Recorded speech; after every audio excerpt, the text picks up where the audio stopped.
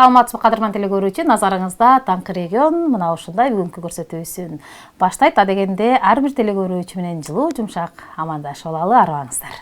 Арыбаңыздар, саламатсыздарбы, кутман таңыңыздар менен. Ооба. Мына ушундай бүгүн кесиптешмекөбүз кайрадан эле сиздердин кызматыңыздарда. Алмагүл Базарбаева, ошондой эле Жазгыр Кудайбердиева. Сиздер менен бирге болмокчу. Ооба. Урматтуу көрүүчү, бүгүн биз кесиптешмекөбүз жакшы бир теманын алкагында сөз кылалы деп турабыз, Акча башкаруу, көбүз билбейбиз. Сизде кандай? Менде ошо акча башкарууну жакшы билбейт окшойм. Чөнтөгүм акча түшсө эле ошону коротконго шашам да. Сизде кандай?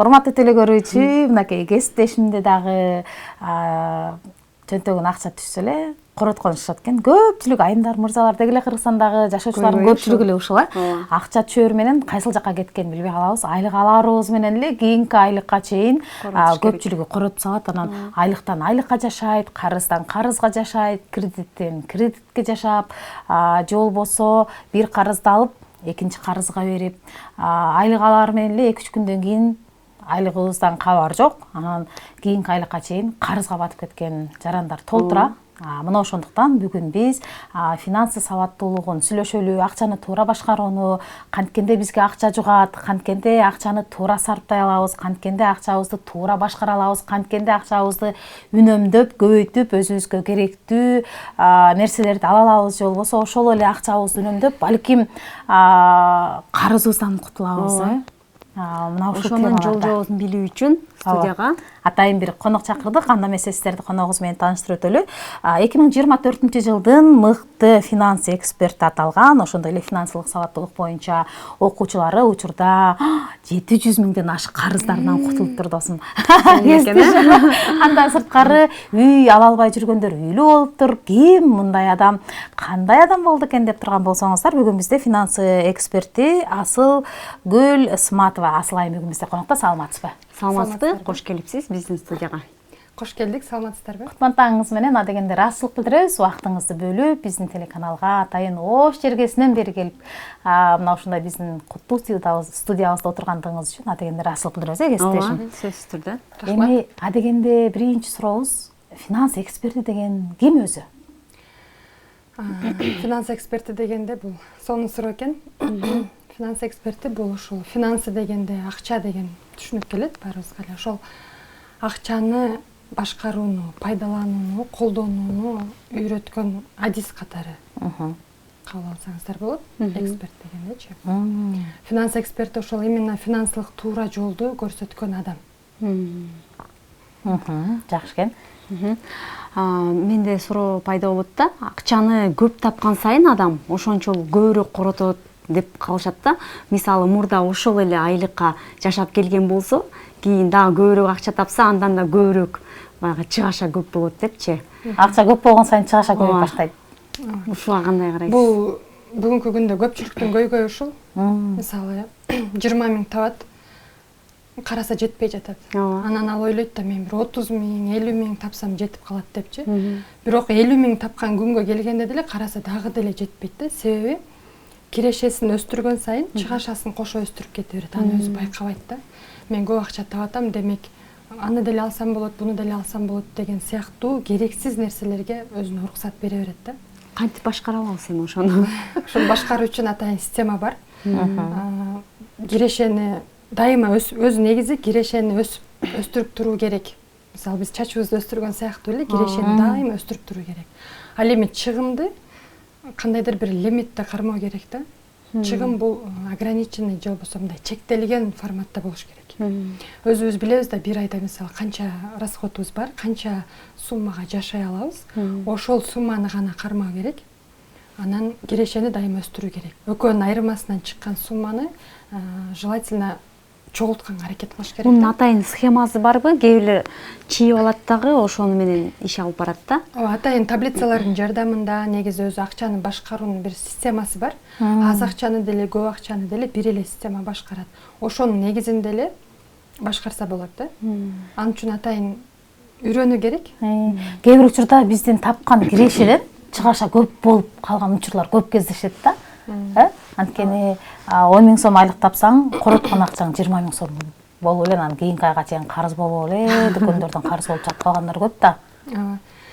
Бул дагы ошол баягы акчанын формулалары болот өзүчө. Канча тапса ошончо короткон, тегметен коротуу формуласы болот. Анан ашыкча коротуу, азыр сиз айткандай. Мисалы 20 000 табат, бирок 30 000, 40 000 коротот да.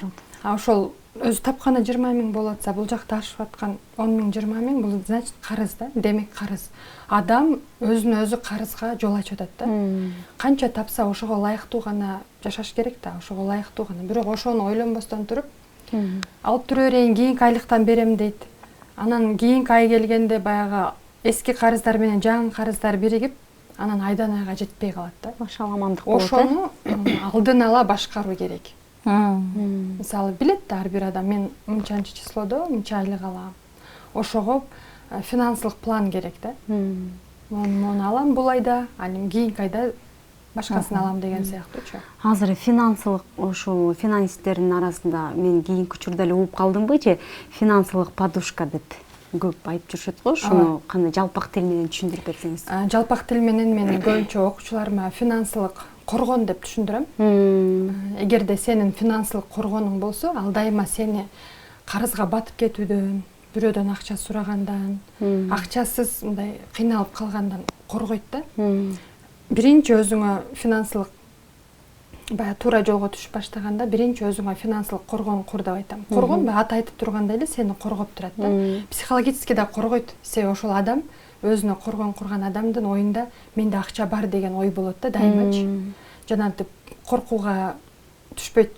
Акчасы жок адам сразу стресске тез кабылат, тез коркуп кетет. Анан биринчи эле мен өзүмдүн окуучуларыма үйрөткөндө ошол коргон курганды үйрөтөм. Коргон куруу бул эң биринчи финансылык туура кадам десек болот да. Андан кийин анан чогултуп, андан кийин да кайра акча келчү булактарды акырын жасай берсе болот. Урматтуу теле көрүүчү, эгерде сиз акчаңызды башкара албай жатсаңыз, же болбосо айлыктан айлыкка иштеп айлыгыңыз жетпей, карыздан карызга жашап жатсаңыз, же кредиттин үстүнөн кайра кредит алып атсаңыз, же кандайдыр бир бизнесиңизди баштасаңыз, ал бизнесиңиз иш жолуна түшпөй жатса, кыйынчылык болуп жатса, жасай албай жатсаңыз, айтор акча маселеси жашооңузда орчундуу болуп жаткан болсо, анда экран астында номерлерибиз турат. Мына ушул жака суроолоруңуздарды берсеңиздер, бүгүн бизде финанс эксперти сиздерге жооп берет. Анткени бүгүнкү биздин коногубуз Асыл Айымдын окуучулары 700 000 карызынан кутулган окуучулар дагы бар экен. Демек, балким сиз дагы карызсыз жашап каласыз деген аруу тилегибиз бар. Түз эфирден сиздерге жооп алып бермекчибиз.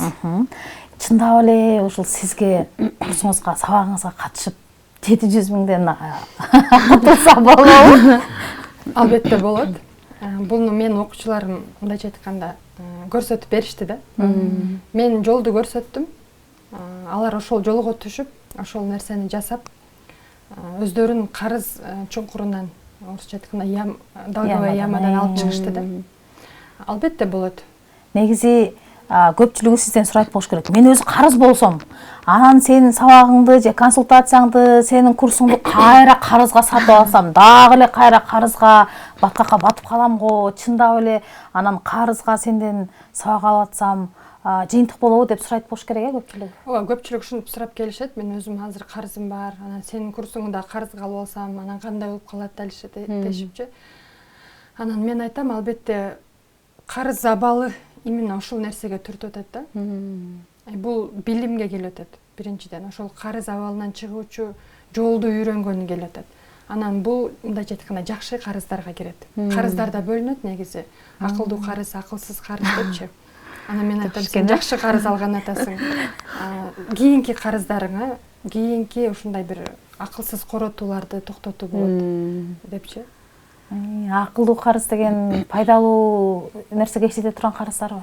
Пайдалуу, кайра сизге акча алып келе турган нерселерге. Мисалы, билим алган адам сөзсүз мен ойлойм, ошол билим менен пайдаланып кайра акча табат.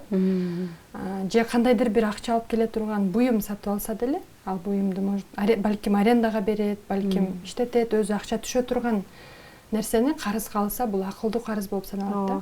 Беш нерсе укса, ошонун бирөөнүн жок деген экөөнү аткарат деген сөз экен да, ичинен. Ошондой.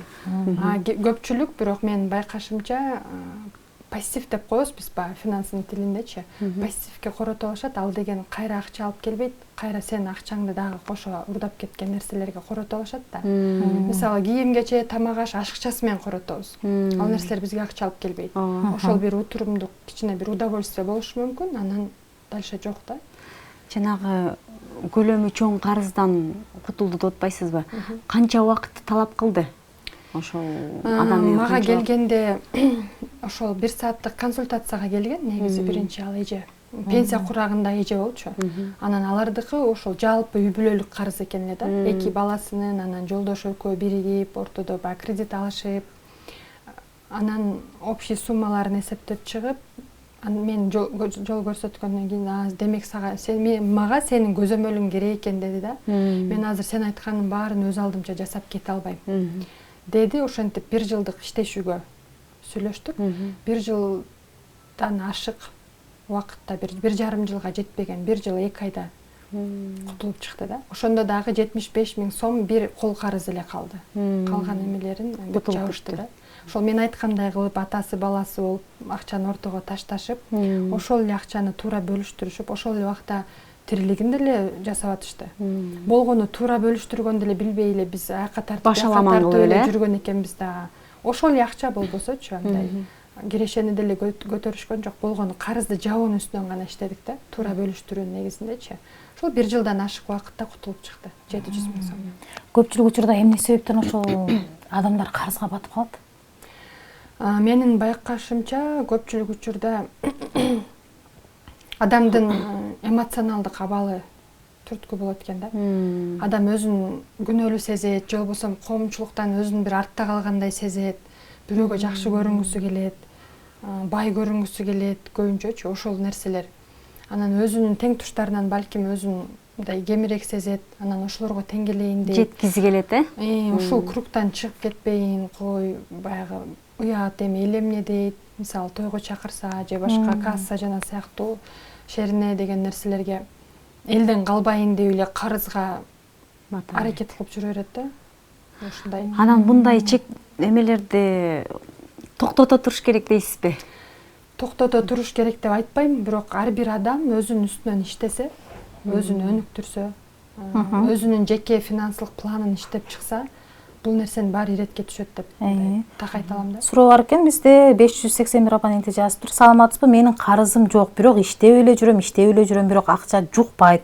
Кандай кылсам болот? Канча жыл Швецияда иштедим, жуккан жок. Азыр жаңыдан тамак аш менен иштеп жатам. Иштесе болобу? Рахмат, атым Гүл Барчын дейт. Сонун суроо экен. Иштеп атам, акча жукпай атат дейт. Бул дагы карыздан кийинки коомчулуктагы экинчи чоң көйгөй да. Баягы тапкан акчанын берекеси жок дейт да. Карасам жакшы эле акча табам, бирок мындай орунсуз тапканым дайыны жок. Көп кайрылышат. Бул дагы азыр бүгүнкү күндө эң эле карыздан кийинки эле чоң көйгөй болуп атат да. Бул деле ошол баягы акчаны башкарууну билбегендик. Мен жана эле айтып кеткендей, адам акча жөнүндө ойлонгондо эки тараптуу эле ойлонот да. Акча табышым керек деп ойлонот, анан коротушум керек, эмнеге коротушум керек деп эле ойлонот да. Бирок ошол акчаны сактап, дагы кайра акча келчү булактарды курайын деп көбүнчө ойлонушпайт. Мен өзүмө жеке разбор, консультация сыяктуу кызматтарыма келгенде ошолордон байкап калам да. Көпчүлүктө ошондой ой жүгүртүү экен. Демек ой жүгүртүүнүн үстүнөн иштеңиз, анан акчаны башкаруу системасын үйрөнүңүз деп ушул эки нерсени айтып берем да. Негизи финансисттер көп айтышат да, күн сайын кетирген чыгымыңды жаз. Жок дегенде 1 ай жаз деп, жана чындап эле ошо күн сайын жазган техника жардам береби же 1 айдан кийин эле жазбай койсок кайра акчабызды башкара албай калабызбы? Негизи финансылык сабаттуулуктун эң негизги нерсеси, көрсөткүчү бул ошол киреше жана чыгыша да. Адам билет, мисалы сиз деле билесиз да канча акча таап атасыз, бирок канча коротуп атканыңызды билбейсиз. Эгер сиз жазсаңыз, мисалы күнүмдүк короткон нерселериңиздин ар бирин фиксировать этип жазып чыга турган болсоңуз, 1 айда сиздин так финансылык картинкаңыз чыгат да. Тапкан акчаңыз менен барабар коротуу кылып атасыз, салыштыруу болот экен да. Тапкан акчаңыздан көп коротуу кылып атасыз. Эгер көп болот аткан болсо, анан ошол колонкаңызды карайсыз дагы, эмнелерге мен көп коротуу жасап атам, кайсыларды мен кыскартсам болот. Ошол себептен жазгыла деп айтабыз да бизче. Эгерде жазбай турган болсо, адам тапканын билет, бирок коротконун билбейт. Бир эже болду менде ошондой. Мен дейт көрсө жакшы эле акча табат экен, мен аны билем дейт. Бирок андан ашыкча коротуп жүргөнүн мен билбепмин дейт да. Билбепмин. Ушул жерден өзүнүн катасын таап, ошонун үстүнөн иштеп эле, ал деле ошол эле кандай бир 70 миңби бир айлык киреше менен эле 2 бөлмөлүү үй алганга жол ачып алды да өзүнөчү. Айына бөлүп төлөө жол аркылуу. Акчаны кайсыл жакка сакташ керек?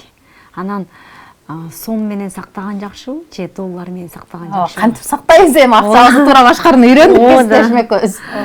Акчаны сактоо дагы бул көбүнчө адамдын өзүнүн эркине байланыштуу нерсе. Себеби баягы тапканда биз таба беребиз да. Каалообуз болсо эле, кандай жол менен болбосун, мисалы диплому жок деле акча тапсак боло берет да. Ал эми сактоого келгенде каалоо калып эле эрк роль ойноп калат адамдын эркичи. Көпчүлүк адамдар эрки слабый болушат. Алсыздар акчаны сактайт, үйдө сактайт. Анан жанагындай бир эмоциональный бир ситуация болгондо, акчам кетсе кетсин, аберим кетпесин деп акчаны алып эле иштетип коротуп салышат. А мен дайыма айтам, акчаны бир кол жеткис жерде сактагыла депчи. Себеби биз адам дайыма эмоцияда турабыз. Ошондой учурда акча жабыркап калбаш керек. Ал жок. Желательно жок дегенде бир банкка, бир депозитке салып сактаңыздар деп айтам да. Эң жакшысы депозитке салганда алайын десең, айына үстүн кошулат го. Ошол акчаңды кайра бер дейт экен да. Анан аны бергиң келбейт экен да, албай эле коеюнчу. Нары банкка жеткиче деле уже биякта эмоция тарайт да. Адамдачы кичине эме кетет, давление кетет, анан уже башка ой келе баштайт. Ага тийбейли башка эмени кылып турайын. Бирок анан кээ бирки финансисттер айтат го эме деп, үйдө сөзсүз акча туруш керек, акча үйдө турса акчаны чакырат деп, анан үйгө акчаны койбой эле банкка коюп койсок. Ооба, бул башка маселе. Үй бүлөлүк резерв деп коебуз. Баягы сиз сактап аткан акча бул жана айттык го, коргон катары кабыл алыңыздар. Ал коргон ага тийбейм деген сыяктуу ниетте. Анан үйдөгү акча бул андан ашкан акча чыгымдар болуп калат. Үй бүлөдө эгер жаш балалуу боло турган болсо, же конок келип калса, ошондой экстренный учурларда ошол акчаны ошол резервке койгон акчадан колдонуу да. Анан ошондой учурларда эгер акчаң жок болуп калса, магазинге чыгып карызга берип турчу деген сыяктуу учур жаралбаш үчүн үйдө дагы үй бүлөлүк резерв болуш керек. Ошо үйдө акча кармалыш керек. Чынында эле ушундай бир энергетикалык сыйкыр болот. Чын эле үйдө акча турса, акча чакырат да. Акчага байланыштуу кандай ырым-жырымдарды билесиз? Баягы айтып коет го, акчанын да өзүнүн бир эмелери бар деп. Сиз кандай ырым-жырымдарды колдоносуз? Акчага байланыштуу. Акчага байланыштуу көбүнчө мындай кошелегиңиздар болобу, чөнтөгүңүздөр болобу, счет бүгүнкү күндө азыр баары эле счет иштетип калышты. Мындай бош калтырбай аракет кылам да. Биз уютку деп коебуз го. Жана айрандын уюткузу сыяктуу эле адамда дайыма акчанын уюткузу болуш керек. Мен ушул нерсени аябай жакшы карманам. Такыр мындай акчанын баарын бир сомуна чейин коротпостон кичине уютку. Базарга барсам деле бир аз ашырып келгенде кошелокто болуш керек. Бизде суроо бар экен, 008 абоненти дейт, саламатсыздарбы? Мен күйөөмө тарынганда жиним келгенде эле сөзсүз базарга барып же магазинге барып өзүмө сонун кийимдерди сатып алам. Бул дагы эмоционалдык сатып алууга киреби дейт? Ооба, бул дагы эмоционалдык сатып алууга кирет. Ошол айтып атпаймынбы, жанагы акчаны башкарууга чейин адам өзүнүн эмоционалдык абалын башкарууну дагы бир аз үйрөнүп, иреттеп алса дагы акча жабыркабайт да. Акча менен кыйынчылык болбойт. Акча менен мамиле кылуу жеңил болот. Акчага чейин эле мен ошол эмоцияны башкарууну, убакытты башкарууну, напсини башкарууну билиш керек. Үйрөтүүгө шашам да. Анан акчаны башкаруу мага дагы тиги үйрөнүп аткан адамга дагы жеңил болот. Психологиялык сабактар дагы берилет турбайбы сизде? Ооба, көбүнчө психологиялык түшүнүк менен берсем, мен өзүм байкашымча көп результат, жакшы результат почти ар бир экинчи адамда жакшы жыйынтык болот да. Эмоционалдык сатып алуу деп калдык. Көпчүлүк соода түйүндөрдө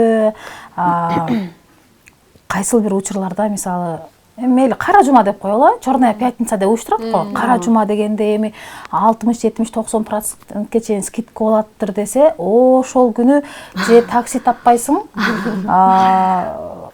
базарлар былкылдап, магазиндердин ичи былкылдап калат, эл ушунчалык жыктолот да, анан товарлардын баарын сатып бүтөт да. Мен бул окуяга туш болгом, жөн эле бир жака бараткам мен. Такси чакырсам эле жок, аябай кымбат, анан эптеп эжем үйүнө барып анан таксиден сурадым да, эмнеге бүгүн мындай болуп атат? Жолдагы пробка десем, бүгүн деген черный пятницада элдин баары сатып алуу менен убара болуп атат, сен конок баратасыңбы дейт да. Ошондон улам суроо жаралып атат да. Демек, эмоционалдык сатып алуу деген биз баягы скидка, анан мынча пайыз арзандатуу десе, ал кийим бизге буюм керекпи, керек эмеспи, анысына карабай эле арзандатуусуна карап, же батса батпаса деле кийингем да, мындай болгон учурда кийем да деп эле баягы керексиз болсо деле ала берет окшойбуз, Ооба. Негизи жанагы акция, скидка деп саткан бул ошол сатуунун бир техникалары да. Ал ошол сатуучу өзүнүн ишин жасап жатат. Бирок анын эч кандай, мисалы, мындай айтканда күнөөсү жок да. Бул жактагы ошол акция, скидкага мамиле кылып аткан, барып аткан адам өзүн ошол башкара бериш керек. Өзүндө. Көбүнчө баягы бул деле ошол эмоционалдык эмеге кирип калат, коротууларга кирип калат. Акция, скидка дегенде айымдар аякча биз экөөнү алсаң бирөөнү кошуп берем дегенде өзүбүздү кармай албай калабыз го. Бизге мындай арзан келип аткандай, бир акчаны үнөмдөп калгандай бир сезим келет.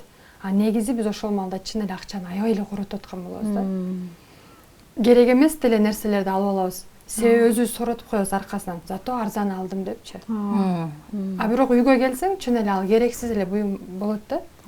Же бир-эки колдоносуң, ошо менен калып кетет. Кредиттин дагы эки түрү бар деп коет да, пайдалуусу, анан пайдалуу эмеси. Кайсысы пайдалуу болот да, кайсысы пайдасыз болот? Ооба, бул дагы сонун суроо. Кредитти дагы ошол жана мен айткандай акылдуу карыз, анан акылсыз карыз деп айтпадымбы? Ошол сыяктуу бөлүнөт ал дагы. Эгерде сиз кредитти кандайдыр бир туура максат менен алып, кайра акча келчү жакка жумшай турган болсоңуз, анда бул акылдуу кредит болуп саналат. Анан эгер сиз аны кредит алып алып той өткөрсөңүз, же кредит алып алып саякаттап кийинип, же үйдөгү бир муктаждыктарды жапкан болсоңуз, демек акча жок, анын артында жок да. Бул акылсыз кредит. Бул дагы ошол кредит өзү бир эле эме банк үчүн, бирок алган адам өзүнүн пайдалануусунда да. Эмне үчүн алды жана эмне үчүн аны коротуп жатат. Мен бир учурда эле айтам, эгерде өзүңөрдүн кандайдыр бир акча келчү, мисалы, магазиниңер болсо, ошол жерде товарды көбөйтүү үчүн алсаңар болот. Кредитти алып, се ошол магазин кайра акча алып келет, ошонун эсебинен кайра кредиттин төлөйсүң. Анан эч бир кирешеси жок эле. Бирок нолдон киреше жасайм деген учурда да алып алышат да. Бул дагы туура эмес. Ошону дагы айтып калам көбүнчө. Бирок нолдон баштаганда деле туура пайдаланса, балким ооба.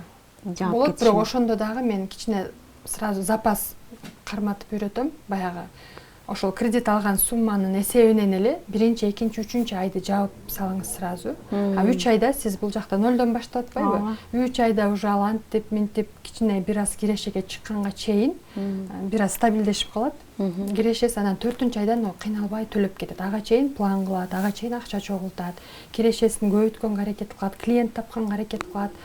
Мен ушундай жолдорду көрсөтөм да. Анан эми көпчүлүк айымдар сизге кайсыл маселе менен көп келишет?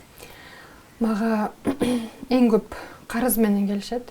Ошол карыз болуп калды деп, анан акчаны чогулта албайм, жакшы эле табам, сактай албайм деп келишет. Бирок сакташ керек экен, эмне маанилүүбү, эмне үчүн сактагыңыз келип атат десем, билишет да, что акча сактасаң берекелүү болорун, акча сактап кандайдыр бир максатына жетерин. Ошону билет, бирок ошого мындай күчүм жетпей жатат деп келишет. Коротуп салышат.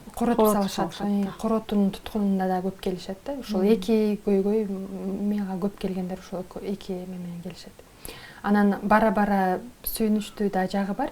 Акчам бар, бирок кантип көбөйтсөм болот деп да келип калышты да. Кантип туура пайдаланам деп, кантип көбөйтсөм болот, мисалы, инвестиция жолун сурап келишет. Кандайдыр бир акцияларды сатып алсак болобу, ошолорго да туура жол көрсөтө аласызбы? Анан азыр Кыргызстанда аябай жанагындай компаниялар көбөйүп кетпедиби? Финансылык пирамида сыяктуулар бар, анан чын эле баягы легалдуу иштегендери дагы бар. Ошолордун айырмасын да сурап келип калышат. Ошого салсам болобу акчамды, ушундай бир эмелери бар экен. белгилери бар экен, сиз эмне дейсиз, баягы финансылык кеңешчи катары кандай жол көрсөтөсүз деп ушинтип сурап калышты. Анан мен ойлоп калдым, Кыргызстанда дагы инвестиция түшүнүгү тарап атат. Адамдарда акча бар да негизичи, бирок башкарууну билбестик бир аз көйгөй болот эти. Анан Бишкекке келгениңиздин себеби кандай? Бул жактан бүгүн балким иш-чара уюштурасыздарбы? Акыркы сурообуз. Бишкекке келгенибиздин себеби атайын жандуу жолугушуу, жандуу мастер-класс ушул өзүмдүн окуучуларым менен. Ушул акыркы поток курстарымдын бүтүрүүчүлөрүндө аябай жакшы жыйынтыктар болду да. Карыздан кутулгандар, көп акча чогулткандар болду, үй алгандар болуп атат. Анан ошолор менен жандуу жолугушуп, ошолордун жеткен результаттарын менен башкалар менен бөлүшүү максатында келдик да. Ошол туура жолду эми мен жалгыз өзүм эмес, окуучуларым деле көрсөтүп берсин өздөрүнүн жыйынтыктарын депчи. Ошентип бүгүн жандуу мастер-класс уюштуруп жатабыз. Кайсыл жакта болот, канчада болот? Бүгүн Достук отелинде саат 10-до буюрса жандуу жолугабыз. Сизди издегендер кайсыл жактан тапса болот? Инстаграм социалдык барактардан кимди издеш керек? Инстаграм баракчам активдүү иштеп жатат. Азыр Асыл Стамова деп ошол жактан табышат. Сизге ыраазычылык билдиребиз. Көптөгөн кыргызстандык жарандардын карызынан кутулуусуна, акчасын туура башкарууга, сарамжалдуу башкарууга, акчаны көбөйтүүгө салымыңызды кошуп жүрө бериңиз. Анан өзүңүз айтып калдыңыз, баягы кээ бир окуучуларым карыздарынан кутулуп батирлүү болушту деп, дагы көптөгөн жарандарды мына ушундай карыз баткагынан чыгарууга өз салымыңызды кошуп, далай жолу батирлүү болгон сиздин кардарларыңыз кайрылган инсандардын саны көп болсун. Урматтуу теле көрүүчү, биз болсо мына ушундай финансылык сабаттуулук боюнча кесиптешмекке студияда маек алып бардык. Буюрса азыр жарнамалыктан угуу, кайра сиздер менен жолугушабыз. Кийинки коногубуз бар.